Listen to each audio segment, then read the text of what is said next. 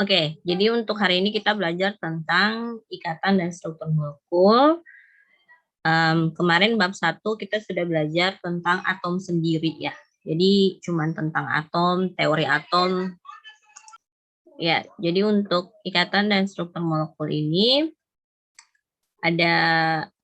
kita sudah masuk ke molekul ya. Kan kemarin kan kita belajar kalau dari atom ke molekul akan terjadi reaksi pembentukan, dan biasanya tuh reaksi pembentukan eksoterm, dan biasanya akan melepaskan energi yang besar gitu karena beberapa konsekuensi yang ada gitulah ya. Untuk ikatan yang kita sudah belajar dulu di SMA itu kan ikatan ion, kemudian ikatan kovalen ya, terus ada ikatan logam, ikatan kovalen koordinasi, ikatan apa lagi? Ada yang tahu? Untuk kovalen terbagi juga ya, ada kovalen polar, kovalen non polar, sama kovalen koordinasi. Koordinat maksudnya. Kemudian tadi Sugeng sudah bilang kalau ikatan itu ikatan kovalen itu terbagi atas, saya tulisnya di sini aja ya biar ada kosongnya, nanti biar di skip aja.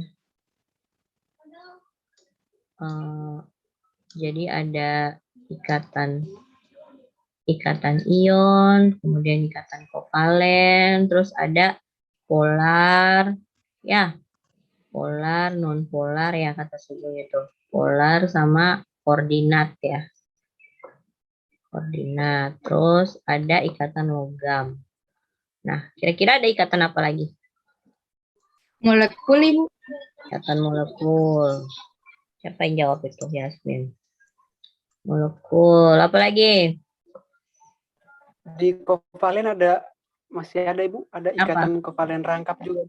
Oh, rangkap ya. Iya, oke. Yang lain? Ikatan ion, kovalen, logam, molekul, apa lagi yang kalian pernah dengar Ikatan dan kimia, tahu? Ibu. Ya? Ikatan kimia, Bu. Ikatan kimia. Apa lagi? Ikatan Cukup? hidrogen, Ibu. Ikatan hidrogen. Oke. Apa lagi? Ikatan van der Waals, Ibu. Ikatan apa? Van der Waals, Ibu. Van der Waals. Oke. Apa lagi? Ikatan hidrofob, Ibu. Ikatan hidrofob. Apa lagi?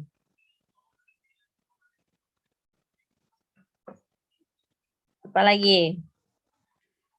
Ikatan ion dipol, Ibu. Ikatan ion dipol. Ya. Banyak ya berarti ya? Berapa nih? 1, 2, 3, 4, 5, 6, 7, 8, 9. Ikatan polarisasi, Bu. Polarisasi, Bu. Oke, ikatan polarisasi. Lagi, apa lagi? Ada 13 nih. Apa lagi? Ikatan elektrovalen, Ibu. Ikatan elektrovalen. Oke, apa lagi?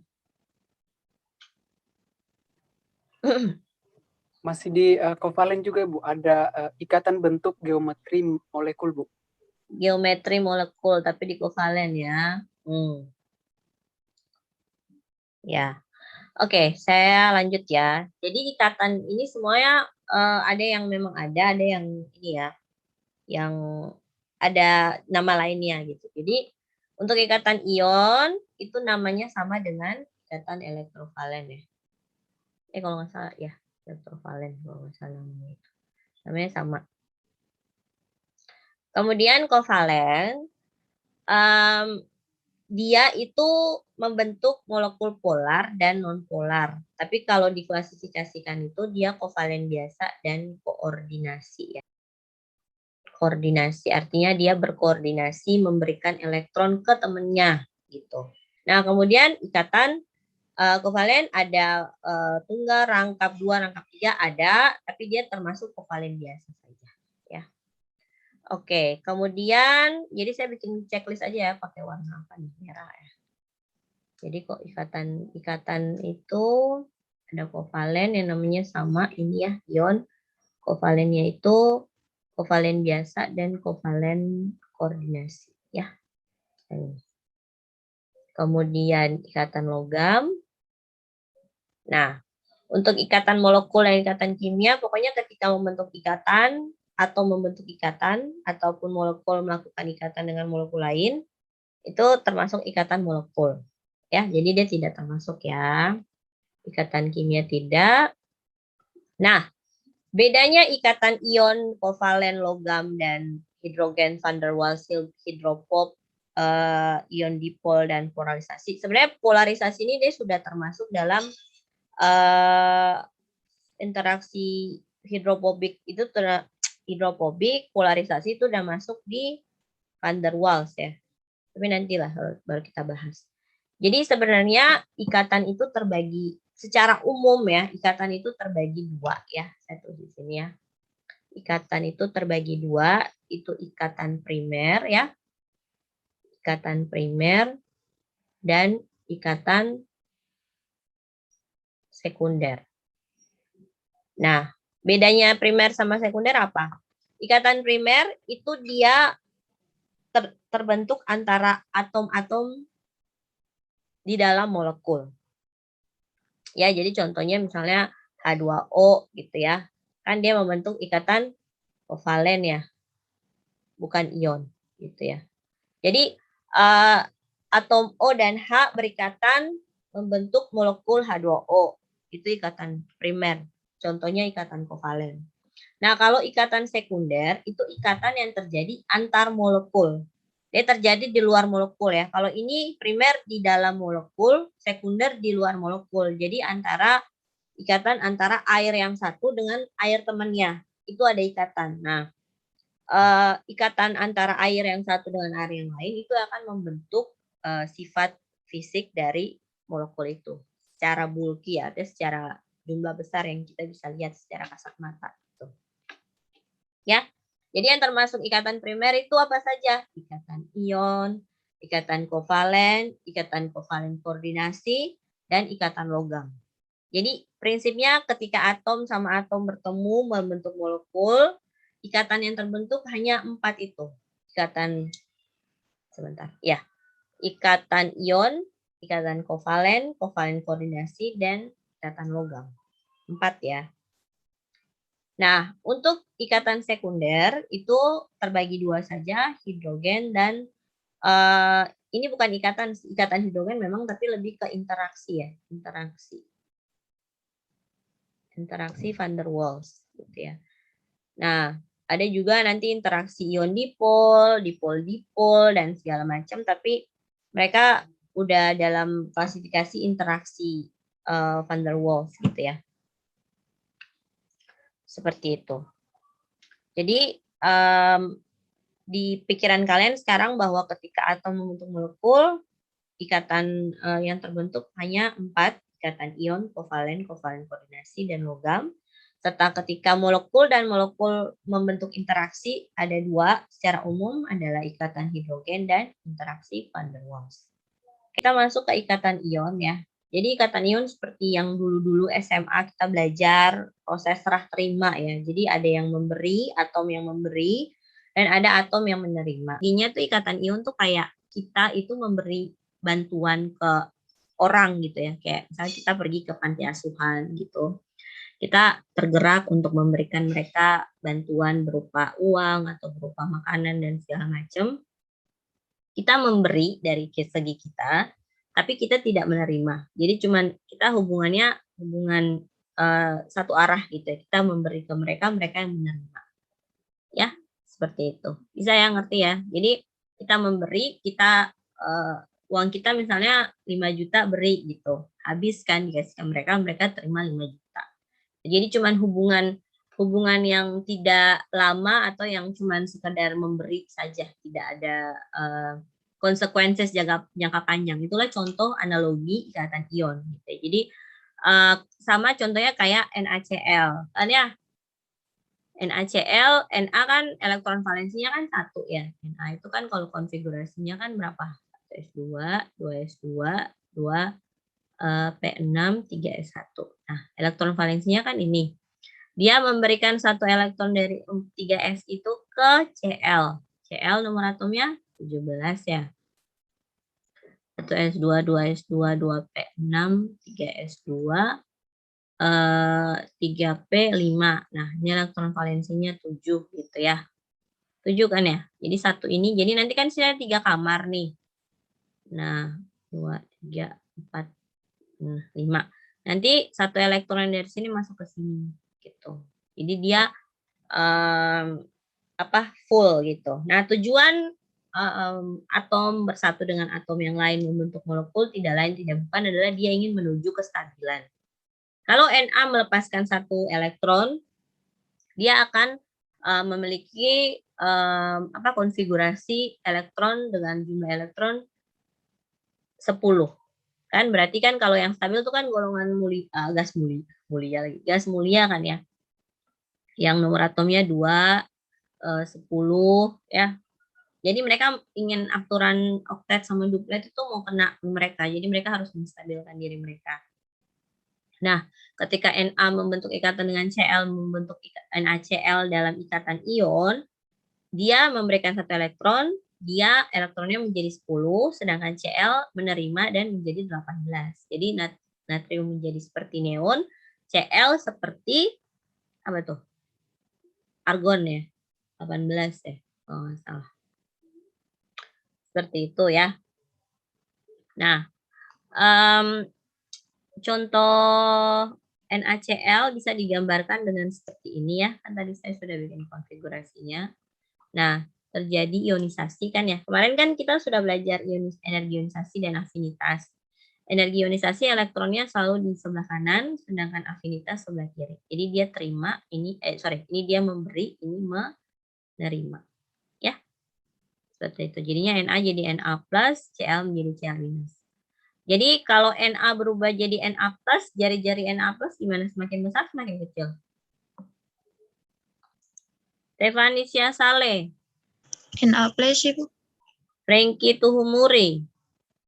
Na sama Na+ lebih besaran siapa? Lebih jari-jarinya lebih besar siapa? Lebih besar Na. Oke. Satu lagi. Ya, Jansen Laberi. Na apa Na+ yang ini? Yang besar. Jari-jarinya. Na, Ibu. Na.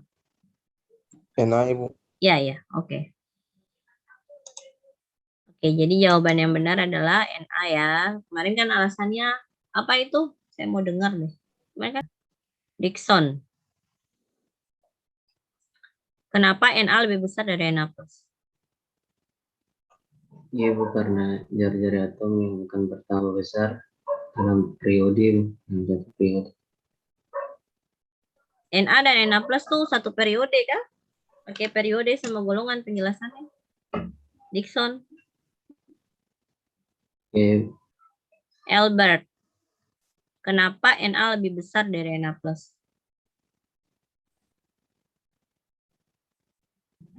Karena kalau Na+ dia semakin ke kanan sehingga kulit-kulit terluar atom semakin banyak.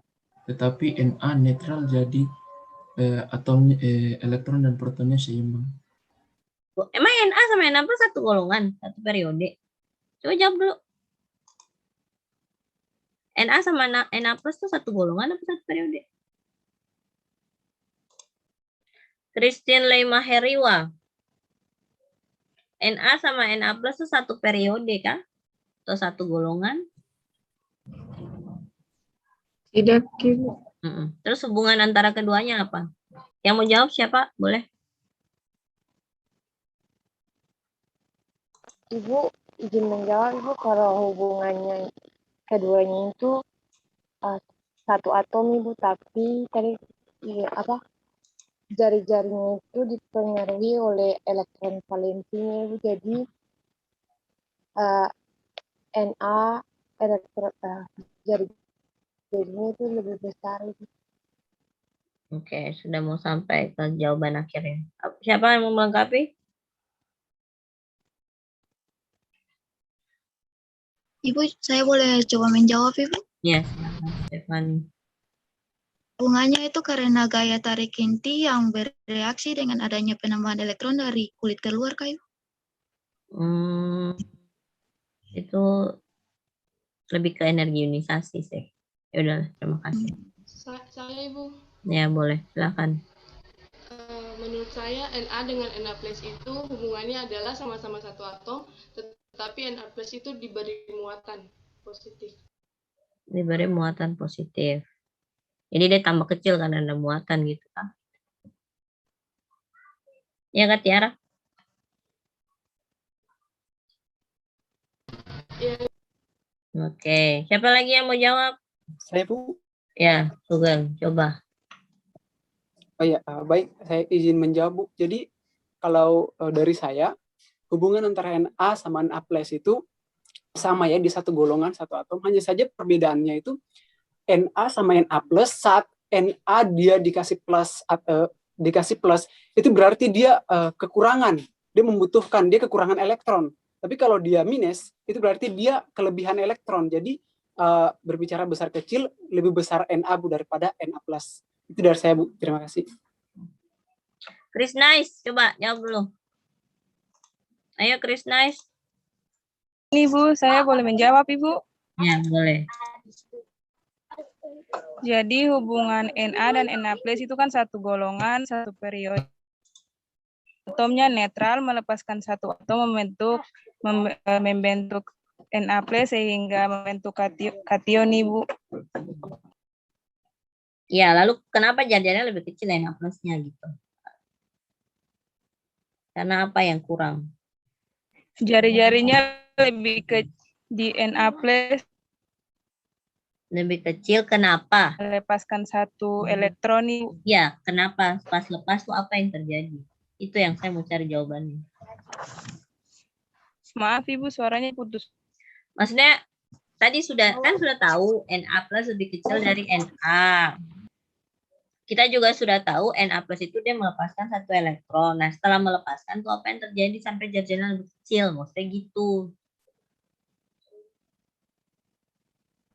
Bu, kalau struktur elektron Na lebih banyak daripada Na plus? Struktur elektronnya lebih apa? Lebih banyak daripada Na plus. Struktur elektronnya. Kamu udah pernah lihat elektron punya struktur? Udah pernah lihat bentuknya gimana? 1S2, 2S2, 2P6 ini lebih banyak. Itu konfigurasi, bukan struktur. Oh, konfigurasi ya, Ibu. Lebih banyak daripada Na plus. Jadi, karena lebih banyak, jadi kenapa? Jadi, Na lebih besar daripada Na plus. Iya, jauh. Kamu kembali ke soalnya. Kayak gini.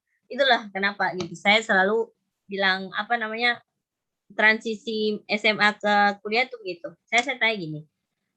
Kenapa Na itu lebih besar dari Na plus? Udah jawab nih, karena konfigurasinya lebih banyak dari Na plus kan, seperti William tadi jawab. Terus waktu konfigurasinya banyak gimana? Ya, akhirnya dia lebih besar, Ibu. Itu kamu tidak menjawab, kamu mengulang soal. Kamu menjawab satu statement yang belum menjawab yang harus kamu jawab gitu. Kamu mengulang soal gitu maksud saya. Ya berarti harus latihan lagi lah untuk ini konsepnya. Yang lain, Trevelian, coba jawab.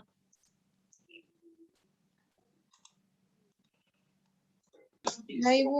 Ya, kenapa? Karena menurut saya itu terjadi perpindahan elektron, Ibu. Na melepaskan elektron valensinya dan berubah menjadi Na plus, Ibu. Iya, waktu Na berubah jadi Na plus, itu elektron lepas. Terus apa yang terjadi sampai jajarnya lebih kecil?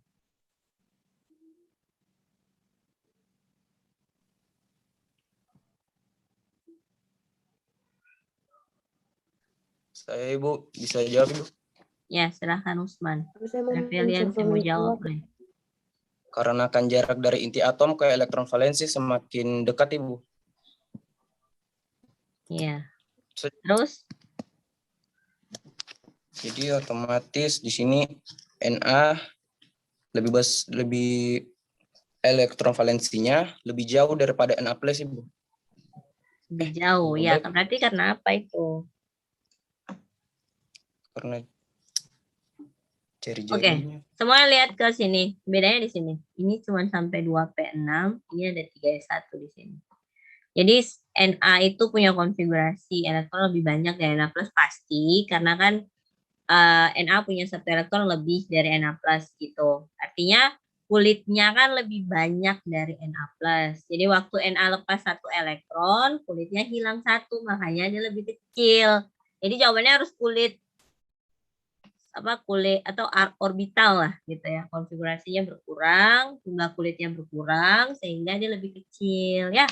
Itu jawaban anak kuliah ya, bukan ulang lagi soalnya karena dia lebih besar. Ya. Oke. Ya, kita lanjut. Jadi kenapa saya ngulang-ulang lagi ion dan segala macam, karena kan ada hubungannya dengan ikatan ion gitu. Biar nanti kalian tahu nanti ketika dia berubah. Kan kayak gini, Na berubah jadi Na+ kan kecil nih. Terus Cl jadi Cl- tuh besar. Nah, akhirnya ketika membentuk struktur di dalam kristal NaCl, jadi garam yang kalian makan itu satu satu sel kristalnya itu segini loh digambarkannya. Bayangkan yang satu bongkahan masukin ke dalam sup buat makan tuh sebanyak apa. Ya, jadi makanya tidak boleh terlalu banyak garam. Kesimpulannya begitu menurut ilmuwan gitu ya. Oke, jadi untuk setiap Na di sini ya yang kecil ini ada Cl yang mengelilingi dia dalam bentuk kristal. Kan struktur ion sama kovalen itu beda. Kalau ion dia membentuk kristal ya, jadi lebih kayak begini tampilannya. Jadi jarang kita ketemu kita gambar NaCl cuma Na sama Cl gini, nggak bisa karena dia adalah ikatan ion. Yang biasa pakai tanda ini cuma ikatan kovalen ya. Jadi tidak bisa nanti pas menjelaskan buatlah ikatan struktur atau ikatan NaCl yang terbentuk antara Na dan Cl dalam ikatan ion, berarti kita tidak bisa pakai penulisan seperti ini. Yang bisa pakai cuma untuk kovalen. Dan NaCl bukan ikatan kovalen. Ya, itu dulu. Oke, itu sih untuk lebih memahami dan mendalami ikatan ion. Nah, sini contohnya juga seperti LiI ya, lithium iodida ya. Nah, di sini dia nggak ada gambar ini ya. Jadi iodidanya berubah menjadi tanda minus. Jadi dia lebih besar dari jari-jari atom I-nya lebih kecil dari anionnya, sedangkan lithium lebih kecil dari bentuk netralnya. Nah, seperti ini ya. Gambaran untuk setiap molekul yang dihasilkan dari ikatan ion. Mereka membentuk kristal yang kompak. Nah, karena dia berupa kristal, dia menghasilkan beberapa sifat. Ada hantaran listrik, dia memiliki titik lele dan titik didih yang tinggi, dia memiliki kekerasan, tapi dia bisa dia keras ya, kayak misalnya kayak garam itu kan kalau kita padatkan dia kompak gitu ya, kayak strukturnya keras, tapi ketika diberikan tekanan yang cukup besar dia bisa hancur. Beda kayak logam kan, logam dia keras tapi ketika ditempa itu susah banget buat hancur gitu.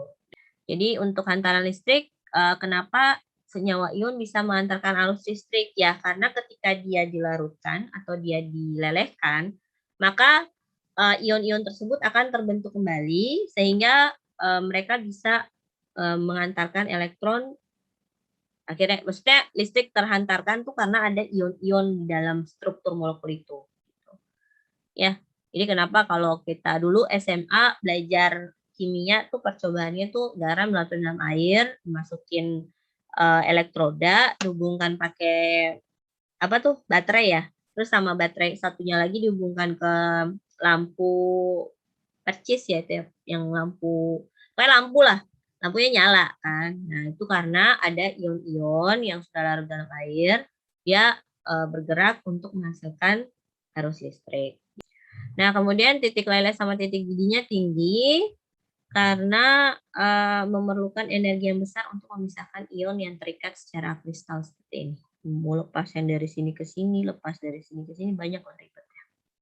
Kemudian untuk kekerasannya dia keras, tapi yang tadi saya bilang dia bisa cepat sekali hancur. Kemudian kegetasan, kebanyakan senyawa ion itu getas. Kemudian kelarutannya, dia larut dalam pelarut polar.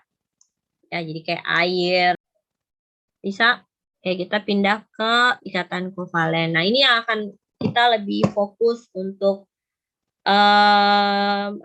kita akan lebih fokus banyaknya di sini karena nanti akan belajar struktur Lewis, kemudian akan belajar pertama teori oktet, kemudian struktur Lewis, dan juga nanti menyambung ke muatan formal, kemudian nyambung lagi sampai ke struktur resonansi, bentuk molekul, dan terakhir apa ya? Sebentar kita lihat dulu biar siap-siap. Hibridisasi.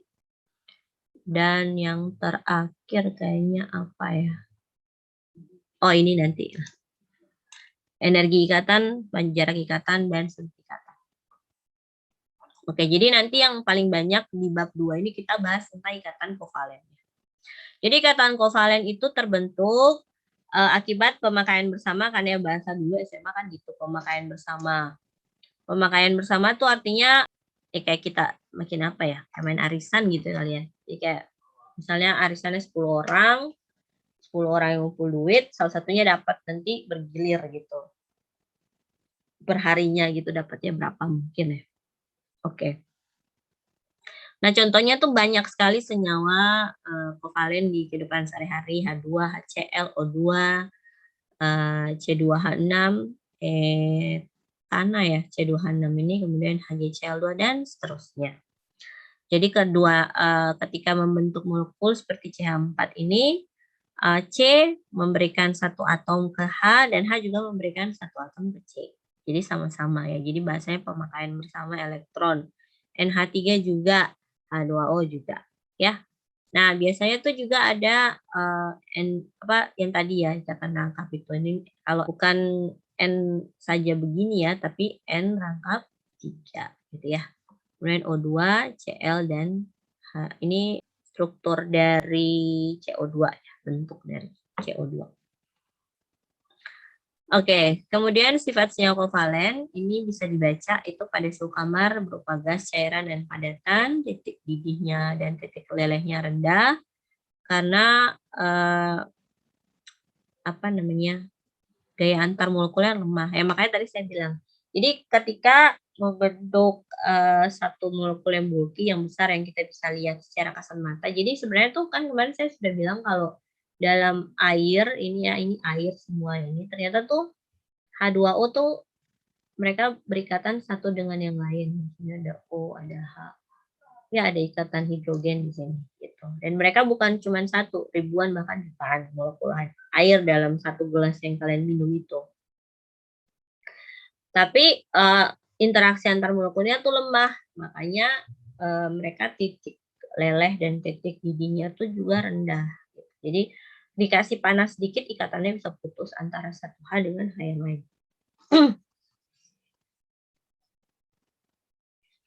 Oke. Kemudian dia larut dalam pelarut yang sejenisnya gitu ya. Jadi kalau yang polar larut dengan yang pelarut polar, yang non polar larut dengan yang non polar gitu. Ya.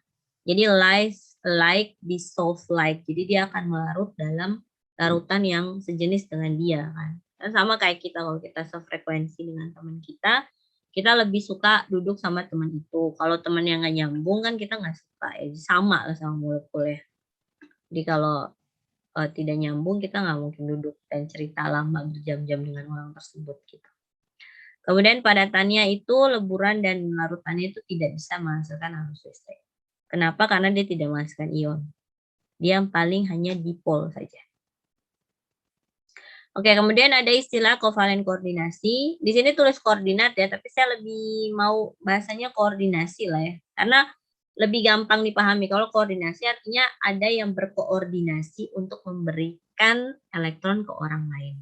Gitu ya. Jadi kayak misalnya contoh NH3, ini dia memberikan satu pasang elektron cuma-cuma ke BCl lagi.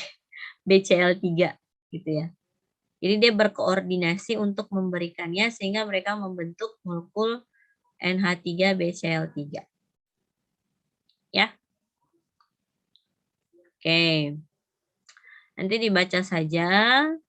Kemudian kita masuk ke teori oktet ya. Dengan dia pengen seperti gas mulia yang tadi saya bilang gitu kan, teori oktet itu. Kalau kecuali untuk H, karena H itu akan menuju helium ya, duplet maksudnya.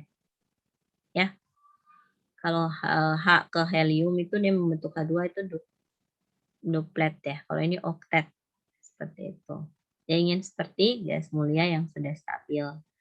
Nah, jadi kalau untuk O dia membentuk O2 supaya nanti intinya setiap atom itu pengen punya jumlah elektron ketika berikatan itu jumlahnya 8 kecuali H. H itu kan pasti 2 gitu ya. Jadi kayak contoh C4 lah, di sini kan belum ada contoh C4. Jadi dia oktetnya itu dilihat dari elektron valensinya. Ini 1s1 sorry. Makanya saya tadi bingung, dia udah 6 kurang 2 berarti kan jadi 8. Tapi sebenarnya elektron valensinya harus 8. Ya. Ini kayaknya belum ada kata-kata itu ya. Jadi kan ketika dia, kemarin saya sudah bilang ada core elektron, ada elektron valensi. Nah, ketika berikatan itu elektron valensinya mereka mau jadi 8. Itu dulu ya fokusnya. Jadi di sini elektron valensinya 4, dia harus butuh 4 lagi supaya bisa 8. Kalau H, elektron valensinya 1, dia perlu 1 saja. Berarti nanti ada timbal balik. Dari 4 dari C itu akan memberikan 1 ke H, dan ada 4H yang akan memberikan 1 elektron ke C. Itu cara logika berpikirnya ya. Jadi kita gambar. Biasanya tuh kalau bentuk simbol molekul lambang lagi. Simbol molekulnya begini, berarti kalian harus tahu bahwa cara gambar dia itu C-nya di tengah ya. Jadi C-nya di tengah, ada 4 elektron, saya langsung pisahkan 4. Kemudian ada H di sini ya. Setiap H itu ada dengan dia 1H. 1H itu mengandung 1 elektron. Ya, jadi dia begitu. Jadi semua elektron yang ini punya masing-masing. Ini kalau semua ini punyanya si C. Jadi 2, 4, 6, 8. Kalau H, dia cuma punya yang berikatan dengan dia. Ya, cara lihatnya gitu ya. Biar nggak bingung. Gitu. Oke, jadi untuk oktetnya seperti itu. Saya udah masuk ke Lewis sih, tapi ya biar kalian memahami lah. Ternyata dia mau jadi gas mulia atau oktet itu hanya untuk elektron valensinya saja. Core elektronnya tidak dipedulikan. Seperti itu. Nah, cara menulis struktur Lewis. Nah, kita lanjutkan dari yang di atas ya. Ini kan kita gambarnya begitu.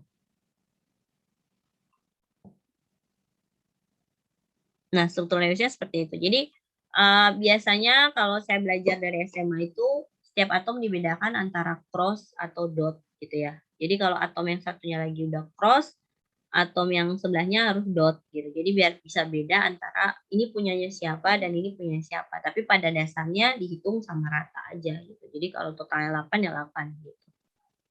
Ya. Struktur Lewisnya itu bisa pakai cross sama dot ataupun langsung tuh biasanya itu kalau yang seperti ini langsung pakai garis ya. Jadi sebelah sini aja deh. Jadinya kan C, H, H, H, H. Ya. Tapi struktur ini struktur Lewis aja. Kalau struktur sebenarnya dari C4 bukan begini ya. Strukturnya kan harus digambarkan begini ya. Ada dari depan, ada yang dari belakang, ada yang dari sampingnya. Strukturnya tetrahedral. Jadi kalau kan sampai bab ini, tugas saya adalah mengajarkan ke kalian bagaimana membuat konfigurasi, kemudian menggambar struktur Lewis, membuat konfigurasi, membuat struktur Lewis, kemudian bagaimana cara kalian menempatkan struktur molekul tersebut yang sebenarnya. Jadi bentuk molekul yang sebenarnya seperti apa gitu.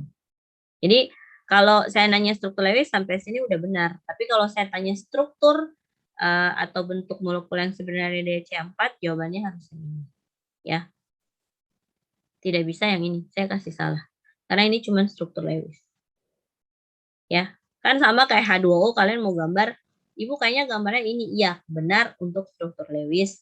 Tapi kalau untuk bentuk molekul yang sebenarnya, atau struktur yang sebenarnya dari H2O itu adalah V-band. Jadi bentuknya harus begini.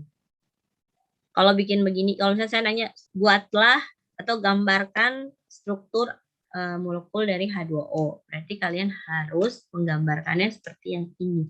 Tidak boleh yang seperti ini.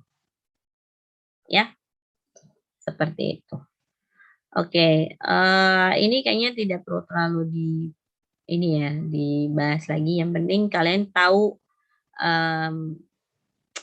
buat konfigurasi. Jadi dalam membentuk struktur Lewis, yang pertama yang harus kalian lakukan adalah membuat konfigurasi dulu.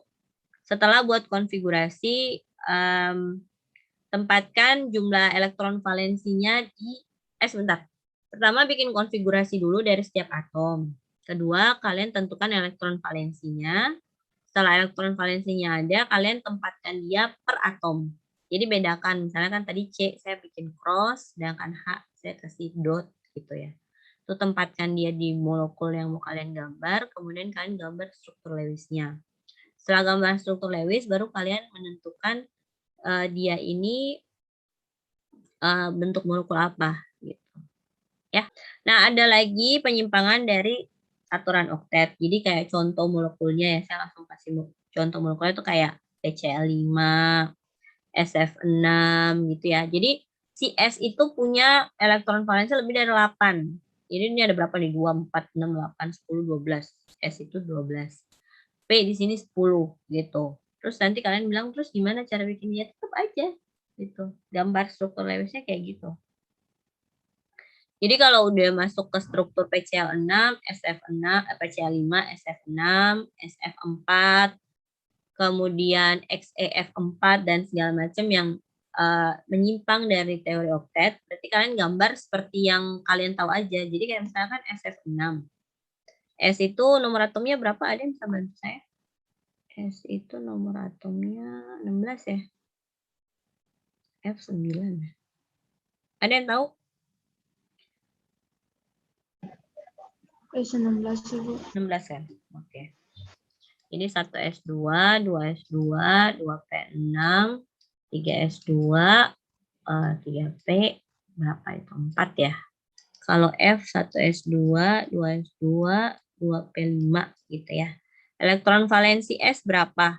6. Ya. Kemudian F 7 ya. Elektron valensinya 6, ini elektron valensinya 7. Nah, sedangkan F itu harus ada 6. Jadi kalau tulisnya SF6, berarti kan tadi saya udah bilang S-nya harus di tengah, F-nya mengelilingi dia 6 buah gitu ya. Jadi S-nya di tengah, terus digambar aja dia ada 6 elektron ya. Ya udah digambarkan satu-satu per, ya dipaskan lah 6 ya. Jadi misalnya sini 1, di sini 1, di sini 1, di sini 1, di samping 1, di sini 1. 6 ya berarti ya. Kemudian F-nya ada 7, berarti masing-masing 7, berarti gambar dia 7. Itu 6, 7-nya sama S. Kemudian di sini gambar lagi gitu ya. Jadi tidak usah takut menggambarkan SF6. Biasa tuh mahasiswa tuh bingung. Nah, begitu ya cara gambarnya ya. Kemudian satu lagi. Nah, gitu ya. Ini struktur Lewisnya.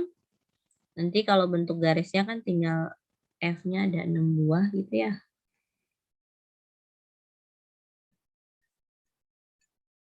Oke, dah. Nah, tapi untuk struktur dia di dalam struktur molekul dan bentuk molekul sebenarnya itu bukan begini bentukannya. Bentukannya kan kayak oktahedral gitu ya. Jadi S-nya di tengah, 4-nya di sini, terus satunya di atas, satunya di bawah gitu ya. Begini ya. Jadi ada kayak oktahedral gitu ya. Gitu ya, bentukannya gitu ya. Kalau ini sampai struktur Lewis saya benarkan, tapi kalau dimintakan sampai struktur Yang sebenarnya berarti harus sampai sini gambar. Tapi nanti ada pembelajaran setelah ini untuk strukturnya. Ya, oke. Sampai di sini ada yang mau ditanyakan? Jadi pas membentuk molekul, teori ikatan kovalen ada dua teori yang mengikuti oktet dan bukan oktet. Bukan oktet itu selalu dia lebih dari 8. Dan yang kalian lihat itu ketika dia mau menjadi 8, yang dilihat adalah jumlah elektron valensi.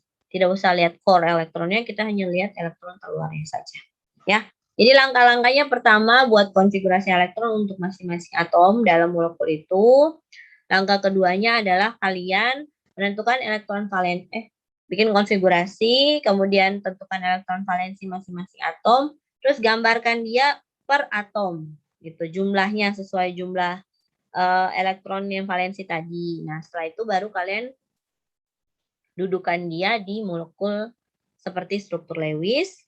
Nah, setelah itu baru tentukan bentuk molekulnya nanti dari pelajaran selanjutnya. Kita masuk ke muatan formal dulu lah, kalau belum ada pertanyaan. Kalau ada yang mau tanya langsung potong bicara saya, boleh nggak apa-apa. Oke, jadi untuk muatan formal itu cara mencarinya adalah jumlah elektron valensi dalam atom bebas. Jadi semua tuh bergantung oleh elektron valensinya ya. Dikurang jumlah elektron mandiri. Mandiri itu artinya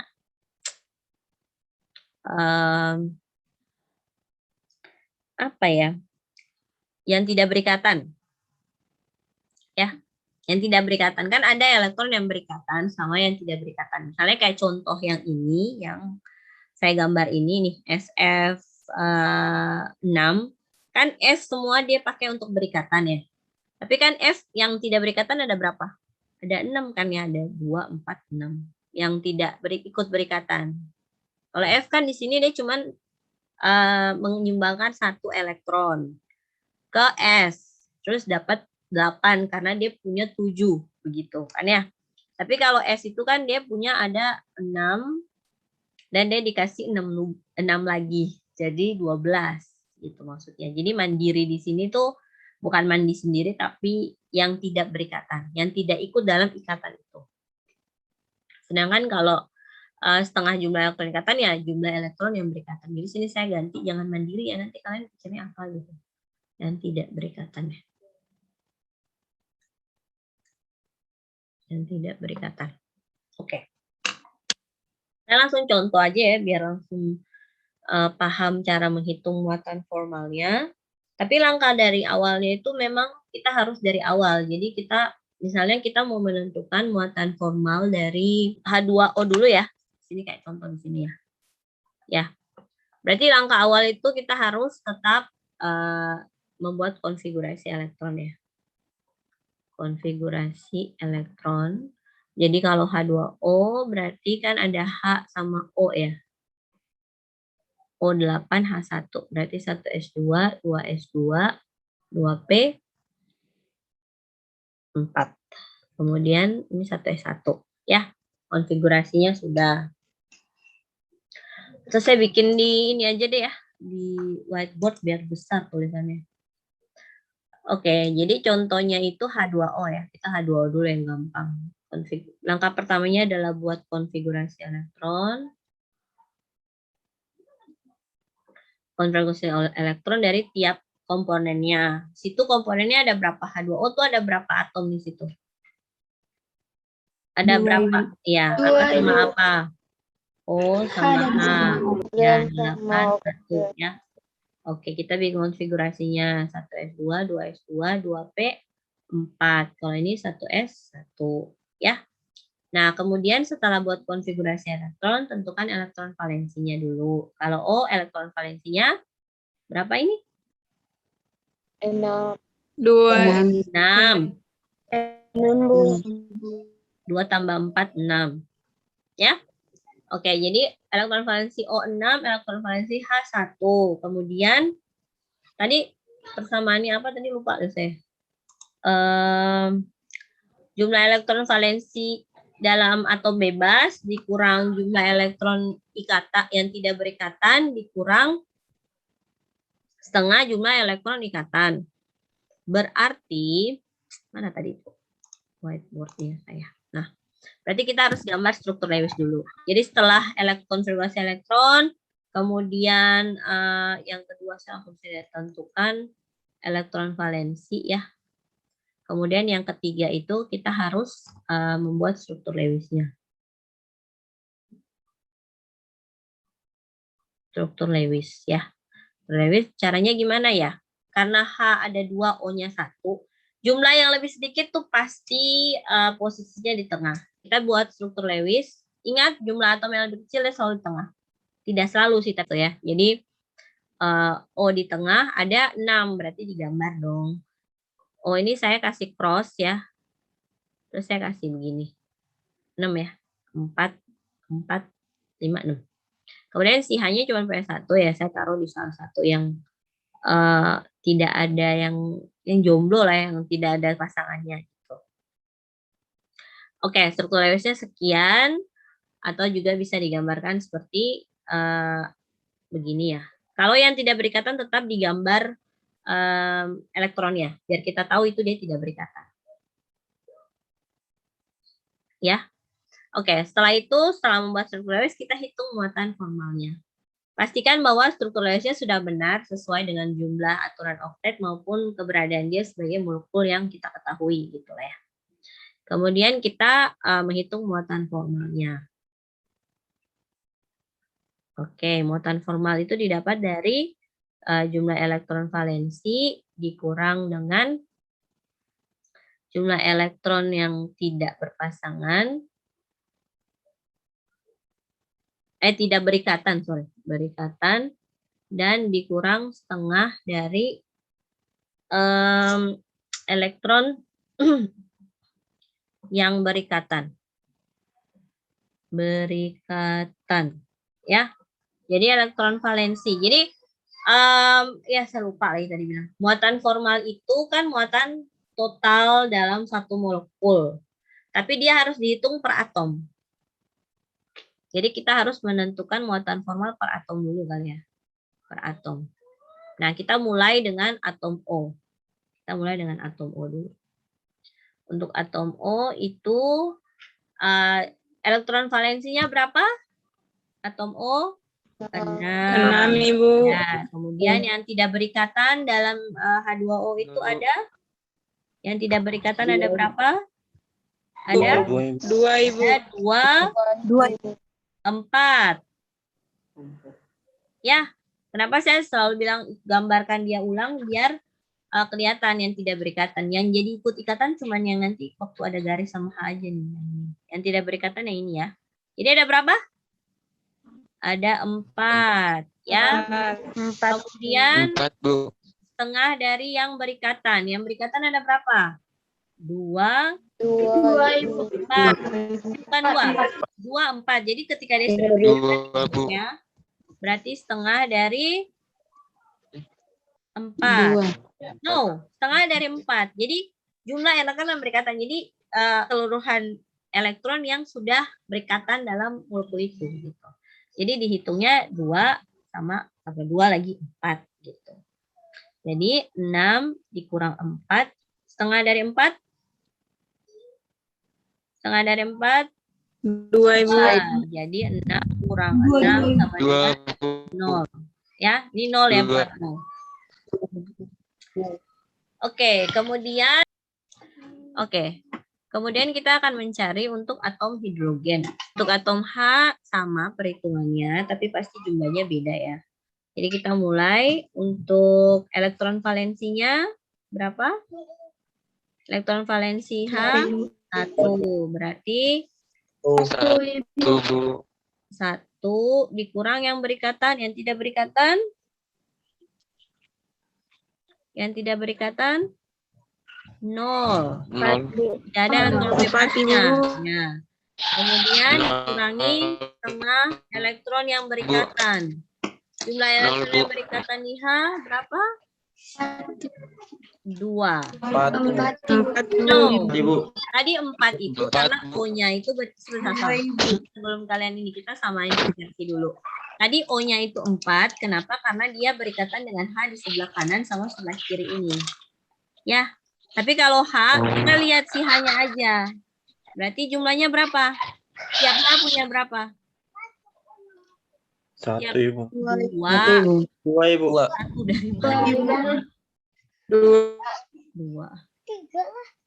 Oke, jadinya 1 kurang 0 kurang 1 ya. Setengah dari 2 kan 1. Jadi sama dengan 1 kurang 1 sama dengan 0.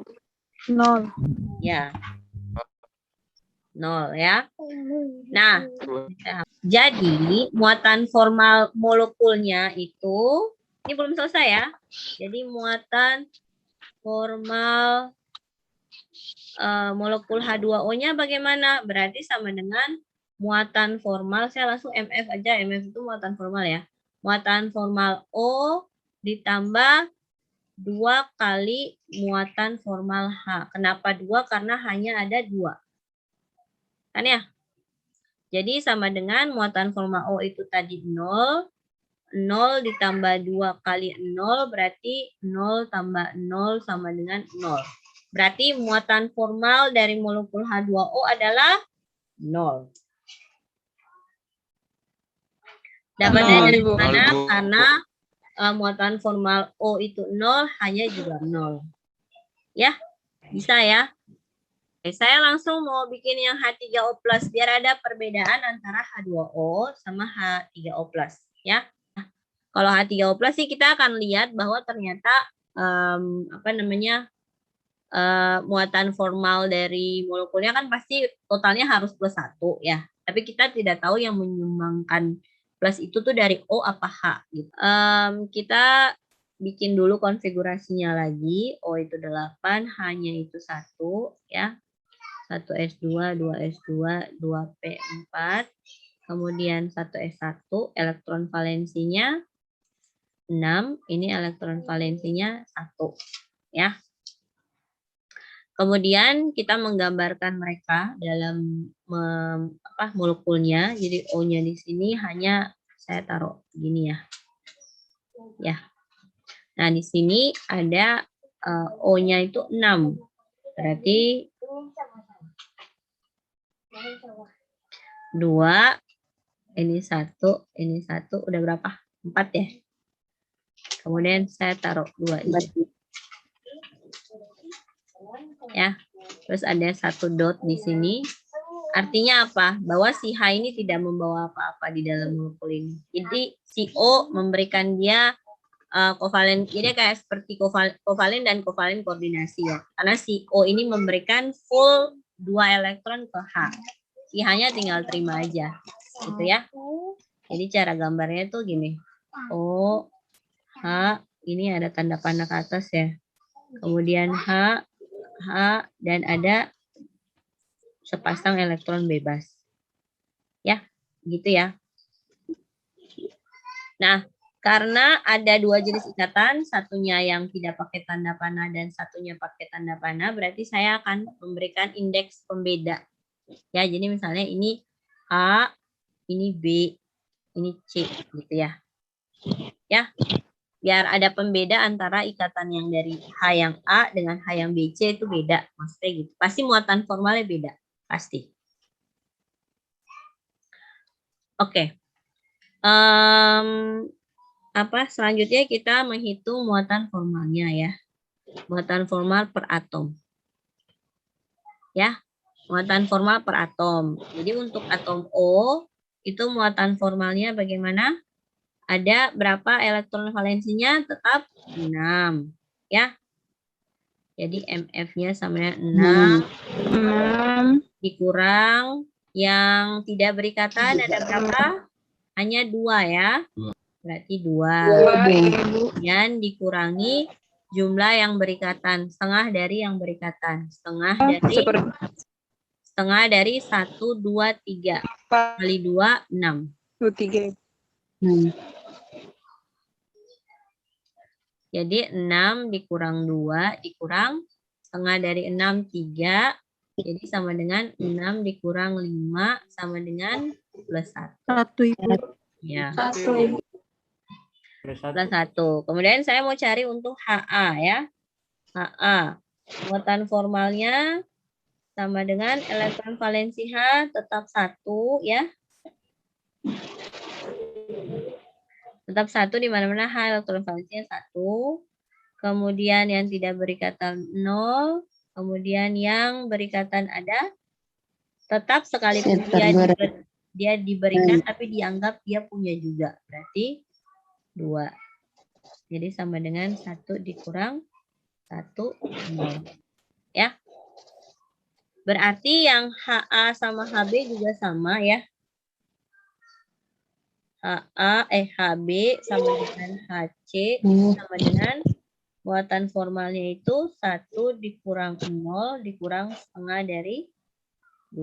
Berarti 1 kurang 1, 0 kurang 1 dapatnya 1 kurang 1 sama dengan 0. Berarti muatan formal dari H3O plusnya itu sama dengan muatan formal O ditambah muatan formal HA ditambah muatan formal HB ditambah muatan formal HC. Ya. Jadi sama dengan plus 1 tambah 0 tambah 0 tambah 0 jadinya berapa? Plus 1. Ya. Begitu ya cara menuliskannya ya. Oke, terima kasih kelas kimia dasar 1. Sampai ketemu hari Selasa. Selamat siang.